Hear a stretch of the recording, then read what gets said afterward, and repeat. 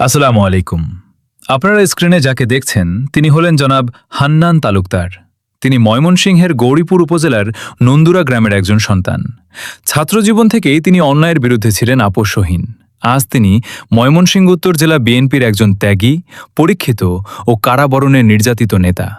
দীর্ঘদিন ধরে তিনি ময়মনসিংহ উত্তর জেলা বিএনপির সংগ্রামী সাধারণ সম্পাদক জনাব জাহাঙ্গীর হোসেন পাপ্পু সাহেবের নেতৃত্ব ও আদর্শকে বুকে ধারণ করে চলছেন।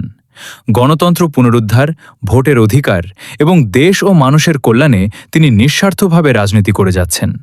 জেল জুলুম, মিথ্যা মামলা, অনেক ত্যাগ ও কারাবরণের বিনিময়ে উনাদের মতো হাজারো নেতাকর্মীর রক্তঝরা আন্দোলনের ফলেই আজ আমরা একটি স্বৈরাচার মুক্ত, স্বাধীন ও গণতান্ত্রিক বাংলাদেশে স্বাধীনভাবে কথা বলতে পারছি। রাজনীতির পাশাপাশি উনি সবসময় অসহায়, পথ দরিদ্র ও দুস্থ মানুষের পাশে দাঁড়িয়েছেন। নিজের সামর্থ্য অনুযায়ী তিনি মানুষের পাশে ছিলেন।